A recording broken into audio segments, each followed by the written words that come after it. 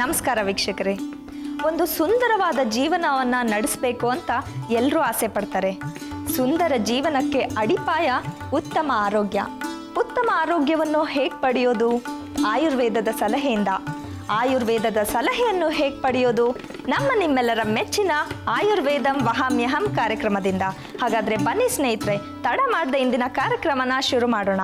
ಇದರಿಂದ ಎಷ್ಟೋ ದುಷ್ಪರಿಣಾಮಗಳುಂಟು, ಹಾಗೆ ಎಷ್ಟೋ ಮನೆಗಳು ಹಾಳಾಗ್ತಿವೆ ಇದರಿಂದ. ಈ ಕುಡಿತಕ್ಕೆ ದಾಸರಾದವರನ್ನ ಈ ದುಶ್ಚಟದಿಂದ ಹೇಗೆ ಬಿಡಿಸೋದು, ಇದ್ರ ಬಗ್ಗೆ ತಿಳ್ಕೊಳ್ಳೋದು ತುಂಬಾ ಮುಖ್ಯ. ಆದ್ದರಿಂದ ಬನ್ನಿ ನಮ್ಮ ಖ್ಯಾತ ಆಹಾರ ತಜ್ಞರಾದಂಥ ಆದರ್ಶ್ ತಟ್ಪತಿಯವರೊಂದಿಗೆ ಈ ವಿಷಯದ ಬಗ್ಗೆ ಚರ್ಚೆ ನಡೆಸೋಣ. ಆದರ್ಶ್ ಅವರೇ ನಮಸ್ಕಾರ. ನಮಸ್ಕಾರ. ನಮ್ಮ ಆಯುರ್ವೇದಂ ವಹಾಮ್ಯಹಂ ಕಾರ್ಯಕ್ರಮಕ್ಕೆ ಆತ್ಮೀಯ ಸ್ವಾಗತ. ಧನ್ಯವಾದ. ಆದರ್ಶ್ ಅವರೇ, ಈ ಕುಡಿತ ಅನ್ನೋ ಒಂದು ಚಟನ ಹೇಗೆ ಬಿಡಿಸೋದು? ಇದು ಬಿಡಿಸೋದ್ರಿಂದ ತುಂಬ ಜನರ ಒಂದು ಆರೋಗ್ಯ ಉತ್ತಮವಾಗುತ್ತೆ, ಅವರ ಮನೆಯ ಪರಿಸರ ಕೂಡ ಉತ್ತಮವಾಗುತ್ತೆ ಅಂತ ಹೇಳ್ಬೋದು. ಆದ್ದರಿಂದ ಇದ್ರ ಬಗ್ಗೆ ನೀವೊಂದು ಮಾಹಿತಿಯನ್ನು ಕೊಡ್ತೀರಾ? ನೋಡಿ, ಈ ನನ್ನ ಸಂಚಿಕೆಗಳೆಲ್ಲ ಬರ್ತಾ ಇತ್ತು ಕಾರ್ಯಕ್ರಮಗಳಲ್ಲಿ. ನನಗೆ ಎಲ್ಲ ಫೋನ್ ಮಾಡಿದವರು ಪತ್ರಗಳಲ್ಲಿ ಕೆಲವೊಂದು ನಾವು ನೋಡಿದ್ದೀವಿ. ಅವ್ರು ಬರೀತಾರೆ, ನೀವೆಲ್ಲ ರೋಗದ ಬಗ್ಗೆ ನೀವು ಮಾತಾಡ್ತಾ ಇದ್ದೀರಾ, ಔಷಧಿಗಳನ್ನು ಹೇಳ್ತಾ ಇದ್ದೀರಾ, ಮನೆ ಔಷಧಿಗಳನ್ನು. ನೀವು ಕುಡಿತದವನ್ನು ನಿಲ್ಲಿಸೋದ್ರ ಬಗ್ಗೆ ನೀವು ಏನಾದರೂ ಹೇಳಿ ಅಂತ ಹೇಳ್ತಾ ಇದ್ರು. ಇವತ್ತು ಆ ಒಂದು ಸಮಯ ಬಂದಿದೆ. ತುಂಬ ಒಂದು ಮುಖ್ಯವಾದಂಥ ವಿಷಯ ನೀವು ಹೇಳಿದ ಹಾಗೆಯೇ ಕುಡಿತದಿಂದ ಹಲವಾರು ತೊಂದರೆಗಳಾಗುತ್ತೆ ಅಂತ ಹೇಳಿ. ಹೌದು, ಈ ಕುಡಿತವನ್ನು ಬಿಡಿಸೋದು ಇದೊಂದು ಬಹಳ ಕಷ್ಟದ ಕೆಲಸ ಅಂತೇಳಿ ಹೇಳ್ಬೋದು. ಹೆಚ್ಚಾಗಿ ಗೃಹಿಣಿಯರು ಈಗ ಗಂಡಂದಿರ ಏನು ಈ ಒಂದು ಕುಡಿತದ ಚಟಕ್ಕೆ ಬಿದ್ದಿದ್ದಾರೆ ಅದನ್ನು ಬಿಡಿಸೋದು, ಅಥವಾ ತಂದೆ ತಾಯಿಗಳು ಮಗ ಹೋಗ್ಬಿಟ್ಟು ಕುಡಿತಾ ಇರುವಂಥ ಕೆಲವೊಂದು ಹಲವು ಪತ್ರಗಳಲ್ಲಿ ನಾವು ಕೇಳಿದ್ದೀವಿ ಮತ್ತು ನೋಡ್ತಾನೂ ಇರ್ತೀವಿ ಎಷ್ಟು ಒಂದು ತೊಂದರೆಯನ್ನು ಕೊಡುತ್ತೆ ಇದು ಅಂತ ಹೇಳಿ. ಈ ಒಂದು ಅಡಿಕ್ಷನ್ನಿಗೆ ನಾವೇನು ಆ ಕುಡಿತಕ್ಕೆ ಬಿದ್ದುಬಿಟ್ಟಿರ್ತೀವಿ, ಅದನ್ನು ತಗೊಳ್ತಾನೆ ಇರ್ತೀವಿ. ಅದು ತಗೊಳ್ಳಿಲ್ಲ ಅಂದರೆ ಸಮಾಧಾನ ಆಗೋದಿಲ್ಲ. ಆ ಥರದ ಒಂದು ತೊಂದರೆ ಆದಾಗ ಇವತ್ತು ನಾವು 2 ಪ್ರಯೋಗಗಳನ್ನು ತಮಗೆ ತೋರಿಸ್ತಾ ಇದ್ದೀವಿ. ಅದನ್ನು ನೀವು ಮಾಡಬೇಕು. ಇದು ಹೇಗಿದೆ ಅಂತಂದರೆ, ಆಹಾರಕ್ಕಿಂತ ಮುಂಚೆ ಇವರು ಬೆಳಿಗ್ಗೆ ಅಂದರೆ ತಿಂಡಿ ತಿನ್ನೋದಕ್ಕಿಂತ ಮುಂಚೆ ಈ ಒಂದು ಏನಿವತ್ತು ನಾವು ಪ್ರಯೋಗಗಳನ್ನು ಹೇಳ್ತಾ ಇದ್ದೀವಿ ಅದನ್ನು ತೆಗೆದುಕೊಂಡ್ರೆ ಇವರು ಸಾಯಂಕಾಲ ಸಮಯದಲ್ಲಿ ಏನೊಂದು ಆಲ್ಕೋಹಾಲ್ ಅಥವಾ ಕುಡಿತದ ಒಂದು ಚಟಕ್ಕೆ ಬಿದ್ದಿರುತ್ತಾರೆ ಅದರಿಂದ ಅವರು ದೂರ ಬರ್ಬೋದು. ಯಾಕಂತಂದರೆ ಇದನ್ನು ನೀವು ಬೆಳಿಗ್ಗೆ ಸೇವಿಸಿದಾಗ ಸಾಯಂಕಾಲ ನೀವು ಆ ಒಂದು ಆಲ್ಕೋಹಾಲನ್ನು ತೆಗೆದುಕೊಂಡಾಗ, ಸರಾಯಿನೇ ಆಗಿರ್ಬೋದು ಅಥವಾ ಯಾವುದೇ ಒಂದು ಈ ಆಲ್ಕೋಹಾಲಿಕ್ ಡ್ರಿಂಕ್ಸ್ ಆಗಿರ್ಬೋದು, ತೊಗೊಂಡಾಗ ಅವರಿಗೆ ವಾಮಿಟಿಂಗ್ ಆಗುತ್ತೆ. ಈ ಕುಡಿತದ ಚಟಕ್ಕೆ ಒಳಗಾಗಿರೋರು ಇವತ್ತು ನನ್ನ ಕಾರ್ಯಕ್ರಮವನ್ನು ನೋಡ್ಕೊಂಡ್ಬಿಟ್ಟು ಬೆಳಿಗ್ಗೆ ನಿಮ್ಮ ಹೆಂಡತಿಯವರು ಕೊಡುವಾಗ, ಬೇಡ ಇದು ನಿನ್ನೆ ಅವ್ರು ಹೇಳಿದರು ಸಾಯಂಕಾಲ ವಾಮಿಟಿಂಗ್ ಆಗುತ್ತೆ ಅಂತ ಹೇಳಿ ಅವಾಯ್ಡ್ ಮಾಡೋಕ್ಕೆ ಹೋಗಬೇಡಿ. ನಿಮ್ಮ ಒಂದು ಕುಟುಂಬ ಮುಂದೆ ಬರಿಬೇಕು, ಮಕ್ಕಳಿಗೆ ಒಂದು ಒಳ್ಳೆಯ ನಾವು ವಿದ್ಯೆಯನ್ನು ಕೊಡಬೇಕು. ಇಂಥದ್ದೆಲ್ಲ ನೀವು ಪ್ರತಿಯೊಬ್ಬ ವ್ಯಕ್ತಿಯಲ್ಲೂ ಇದಿರುತ್ತೆ. ಅದನ್ನು ದೂರಪಡಿಸೋದು ಬೇಡ. ಅಂಥ ಮಕ್ಕಳಿಗೆ ಒಳ್ಳೆ ವಿದ್ಯಾಭ್ಯಾಸವನ್ನು ಕೊಡಬೇಕು ಅಂತಂದರೆ ನೀವು ಗಟ್ಟಿಯಾಗಿರಬೇಕು, ನಿಮ್ಮ ಆರೋಗ್ಯ ಚೆನ್ನಾಗಿರಬೇಕು. ಇಂಥ ಒಂದು ದುಶ್ಚಟಗಳಿಗೆ ಬಿದ್ದು ನೀವು ಮಕ್ಕಳ ಭವಿಷ್ಯವನ್ನು ಕೂಡ ಹಾಳು ಮಾಡ್ತೀರಾ. ಆದ್ದರಿಂದ ನೀವು ಇದನ್ನು ಒಂದು ದೃಢ ವಿಶ್ವಾಸದಿಂದ, ಹೌದು ನಾನು ಇದನ್ನು ಬಿಡ್ತೀನಿ ಅಂತ ಹೇಳೋದೊಂದು ಏನೊಂದು ಭಾವನೆ ಇದೆ ನಿಮ್ಮಲ್ಲಿ, ಅದು ದೃಢವಾಗಿರಬೇಕು. ಎರಡನೇದು, ಇದಕ್ಕೆ ಜಾಸ್ತಿ ನೀವು ಅಡಿಕ್ಟ್ ಆಗಿದ್ದರೆ ನಿಮ್ಮ ಹೆಂಡತಿಯವರಾಗಿರ್ಬೋದು ಅಥವಾ ತಂದೆ ತಾಯಿಗಳೇ ಆಗಿರ್ಬೋದು, ಇದನ್ನೇನು ಮಾಡಿಕೊಡ್ತಾರೆ ಇದನ್ನು ಸೇವಿಸಿ. ಇದರಿಂದ ಬೇರೆ ಯಾವ ಹಾನಿಯೂ ಆಗೋದಿಲ್ಲ.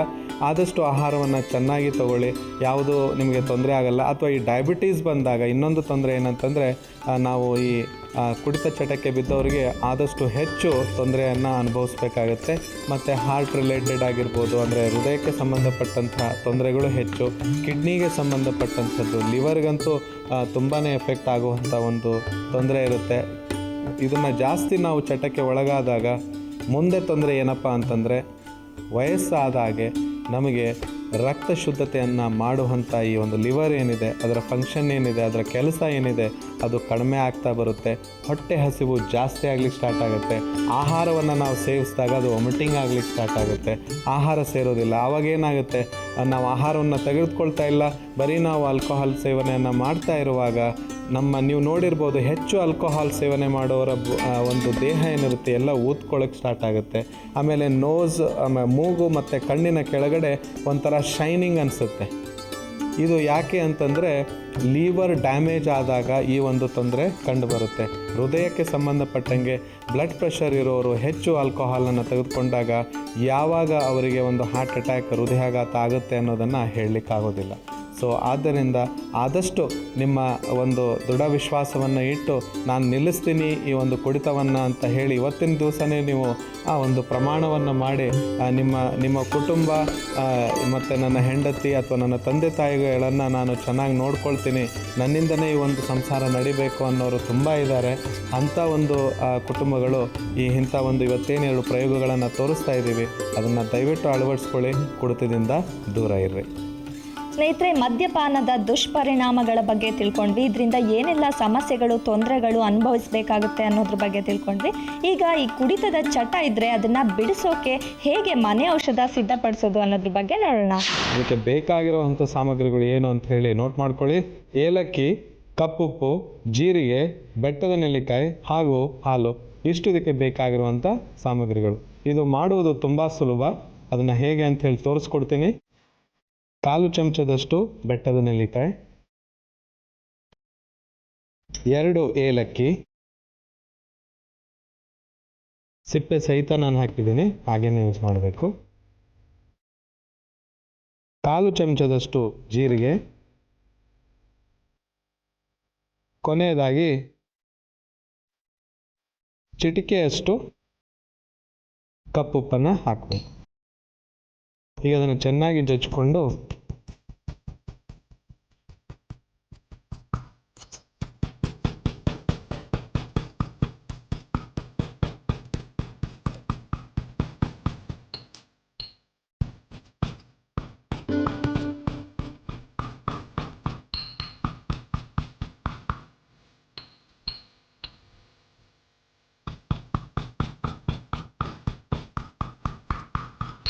ಈಗ ನಾವು ಒಂದು ಪಾತ್ರೆಯನ್ನು ತೆಗೆದುಕೊಂಡು ಅದಕ್ಕೆ ಅರ್ಧ ಗ್ಲಾಸಿನಷ್ಟು ಹಾಲನ್ನು ಬೆರೆಸಬೇಕು.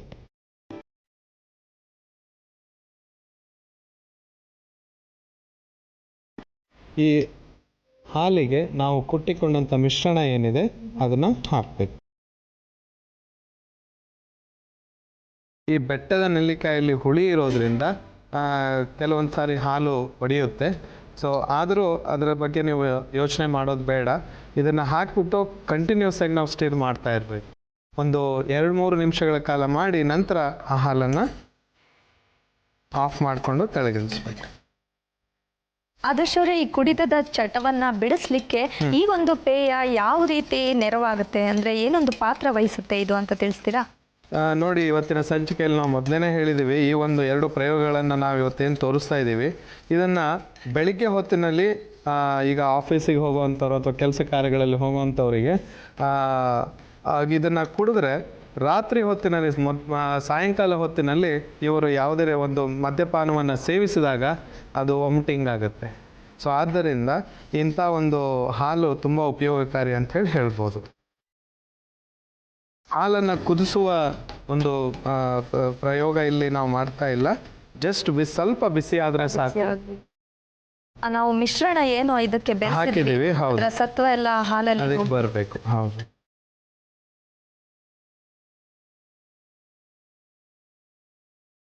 ಈಗ ಈ ರೀತಿ ನಾವು ಕಲಿಸೋದೇನಿದೆ, ಈಗ ನೋಡಿ ಇದು ಸಿದ್ಧವಾಗಿದೆ, ಬಿಸಿಯಾಗಿದೆ ಈಗ ಹಾಲು.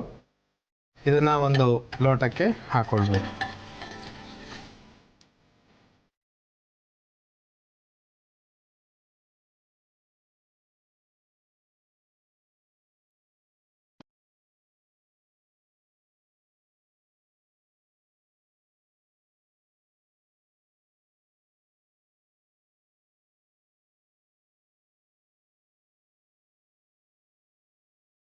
ಈ ರೀತಿಯಾದಂಥ ಹಾಲು ಏನು ಇದಕ್ಕೆ ಸಿದ್ಧವಾಗಿದೆ, ಇದನ್ನು ಪ್ರತಿ ದಿವಸ ಬೆಳಿಗ್ಗೆ ಬ್ರೇಕ್ಫಾಸ್ಟ್ ಆದ ನಂತರ ಇದನ್ನು ತೆಗೆದುಕೊಳ್ಳೋದು ತುಂಬ ಉತ್ತಮ. ಮತ್ತು ಬೇರೆ ಯಾವ ರೀತಿಯ ಸೈಡ್ ಎಫೆಕ್ಟ್, ಈಗ ನಾನು ಹೇಳಿದೆ ಕುಡಿದ ತಕ್ಷಣ ನಿಮಗೆ ವಾಮಿಟಿಂಗ್ ಆಗುತ್ತೆ, ತಕ್ಷಣವೇ ವಾಮಿಟಿಂಗ್ ಆಗಲ್ಲ, ಆದರೆ ಆ ಥರ ಒಂದು ವಾಮಿಟಿಂಗ್ ಸೆನ್ಸೇಷನ್ ಬರುತ್ತೆ ನಿಮಗೆ. ಮತ್ತು ನೀವು ಮದ್ಯಪಾನವನ್ನು ಮಾಡುವಾಗ ನಿಮಗೆ ತಡೆಯುತ್ತೆ ಮತ್ತು ಬೇಡ ಅಂತ ಹೇಳಿ ಅನಿಸುತ್ತೆ.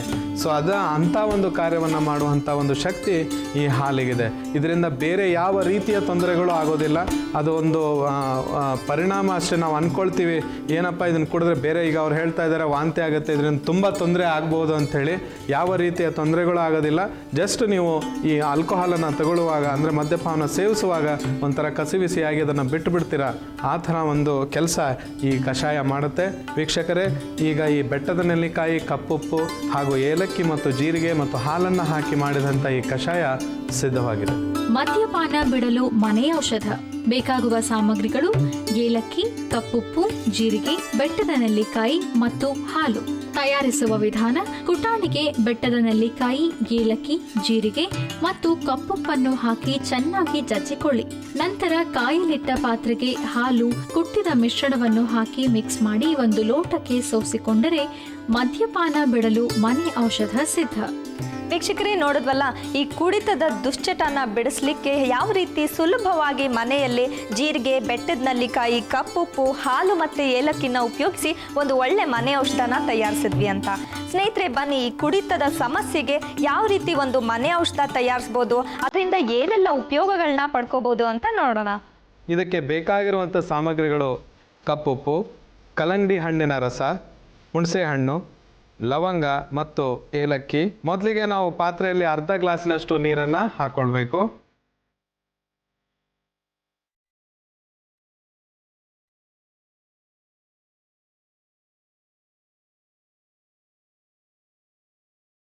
ಮೂರರಿಂದ 4 ಲವಂಗ, 2 ಏಲಕ್ಕಿ, 1/4 ಟೀ ಸ್ಪೂನಷ್ಟು ಹುಣಸೆ ಹಣ್ಣನ್ನು ಹಾಕಬೇಕು.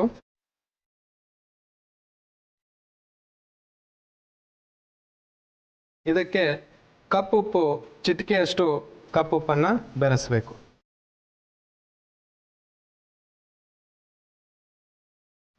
ಈಗ ಕುಡಿತವನ್ನು ಬಿಟ್ಟು ಒಂದು ಒಳ್ಳೆ ಜೀವನನ ಪ್ರಾರಂಭಿಸಬೇಕು ಅಂತ ಇರೋರಿಗೆ ಇದೊಂದು ಒಳ್ಳೆ ಔಷಧ ಅಥವಾ ಸಂಜೀವನಿ ಅಂತ ಹೇಳ್ಬೋದು. ಯಾಕಂದ್ರೆ ಎಷ್ಟೊಂದು ಜನಕ್ಕೆ ಬಿಡಬೇಕು ಅನ್ನೋ ಒಂದು ಆಸೆ ಇದ್ರೂ ಈಗ ಸಂಜೆ ಅವ್ರ ಸ್ನೇಹಿತರು ಸೇರ್ಬೋದು ಅಥವಾ ಇನ್ಯಾವುದೇ ಒಂದು ವೀಕ್ ಮೂಮೆಂಟ್ ಅಂತ ಹೇಳ್ಬೋದು, ಅವ್ರು ಮತ್ತೆ ಅದಕ್ಕೆ ಶರಣಾಗ್ಬಿಡ್ತಾರೆ.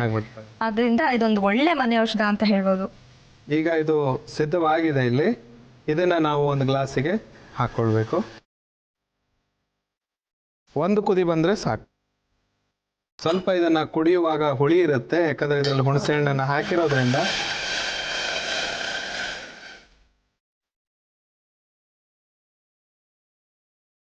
ಈಗ ಇದನ್ನ ನಾವು ಸೋಸ್ಕೊಂಡಿದ್ದೀವಿ.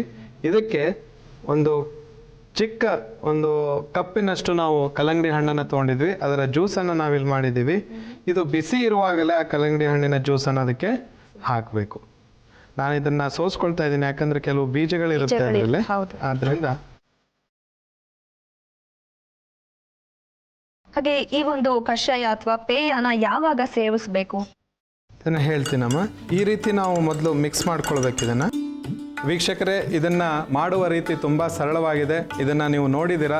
ದಿವಸಕ್ಕೆ 2 ಬಾರಿ ತಿಂಡಿ ಆದ ನಂತರ ಮತ್ತು ರಾತ್ರಿ ಊಟವಾದ ನಂತರ ಇದನ್ನು ಸೇವಿಸಬೇಕು. ಮತ್ತು ಇದರಿಂದ ಯಾವುದೇ ರೀತಿಯ ತೊಂದರೆಗಳಾಗೋದಿಲ್ಲ. ಸ್ವಲ್ಪ ಅವರಿಗೆ ಈ ಡ್ರಿಂಕ್ಸ್, ಆಲ್ಕೋಹಾಲನ್ನು ತೆಗೆದುಕೊಳ್ಳುವಾಗ ಸ್ವಲ್ಪ ಒಂಥರ ವಾಮಿಟಿಂಗ್ ಸೆನ್ಸೇಷನ್, ಹೇಗೆ ನಾವು ಮೊದಲೇ ಒಂದು ಮನೆ ಔಷಧವನ್ನು ಮಾಡುವಾಗ ಹೇಗಾಗಿತ್ತು ಆಗುತ್ತೆ ಅಂತ ಹೇಳಿದ್ದೆ, ಅದೇ ರೀತಿ ಇದರಲ್ಲೂ ಇದು ಸಹ ಒಂದು ವಾಮಿಟಿಂಗ್ ಸೆನ್ಸೇಷನ್ ಅನ್ನು ತರುತ್ತೆ. ಕೆಲವೊಂದು ಅಪನಂಬಿಕೆಗಳಿದೆ. ಏನಪ್ಪಾ ಅಂತಂದ್ರೆ, ಡ್ರಿಂಕ್ಸ್ ಮಾಡಿ ಕಲ್ಲಂಗಡಿ ಹಣ್ಣನ್ನು ತಿಂದರೆ ಮನುಷ್ಯ ಸತ್ತೋಗ್ಬಿಡ್ತಾನೆ ಅಂತ ಹೇಳಿ. ಇದು ತುಂಬ ಒಂದು ದೊಡ್ಡ ಒಂದು ತಪ್ಪಾದ ಕಲ್ಪನೆ ಅಂತೇಳಿ ಹೇಳ್ಬೋದು. ಯಾವುದೇ ರೀತಿಯ ತೊಂದರೆಗಳಾಗೋದಿಲ್ಲ. ಈ ರೀತಿ ಇದನ್ನು ಸೇವಿಸಿ ನಿಮಗೆ ಗೊತ್ತಾಗುತ್ತೆ ಇದು ಎಷ್ಟು ಒಳ್ಳೆಯ ರಿಸಲ್ಟ್ಸನ್ನು ತಂದುಕೊಡುತ್ತೆ ಅಂತ. ವೀಕ್ಷಕರೇ, ಇವತ್ತು ಹುಣಸೆ ಹಣ್ಣು, ಏಲಕ್ಕಿ, ಲವಂಗ, ಕಪ್ಪುಪ್ಪು ಮತ್ತು ಕಲ್ಲಂಗಡಿ ಹಣ್ಣಿನ ರಸವನ್ನು ಬೆರೆಸಿದಂಥ ಕಷಾಯ ಸಿದ್ಧವಾಗಿದೆ. ಮದ್ಯಪಾನ ಬಿಡಲು ಮನೆ ಔಷಧ. ಬೇಕಾಗುವ ಸಾಮಗ್ರಿಗಳು: ಕಪ್ಪುಪ್ಪು, ಕಲ್ಲಂಗಡಿ ಹಣ್ಣಿನ ರಸ, ಹುಣಸೆ ಹಣ್ಣು, ಲವಂಗ ಮತ್ತು ಏಲಕ್ಕಿ. ತಯಾರಿಸುವ ವಿಧಾನ: ಕಾಯಲಿಟ್ಟ ಪಾತ್ರೆಗೆ ನೀರು, ಲವಂಗ, ಏಲಕ್ಕಿ, ಹುಣಸೆ ಹಣ್ಣು, ಕಪ್ಪುಪ್ಪನ್ನು ಹಾಕಿ ಮಿಕ್ಸ್ ಮಾಡಿಕೊಳ್ಳಿ. ನಂತರ 1 ಲೋಟಕ್ಕೆ ಸೋಸಿಕೊಂಡು ಅದಕ್ಕೆ ಬಿಸಿ ಇರುವಾಗಲೇ ಕಲ್ಲಂಗಡಿ ಹಣ್ಣಿನ ರಸವನ್ನು ಹಾಕಿ ಮಿಕ್ಸ್ ಮಾಡಿಕೊಂಡ್ರೆ ಮದ್ಯಪಾನ ಬಿಡಲು ಮನೆ ಔಷಧ ಸಿದ್ಧ.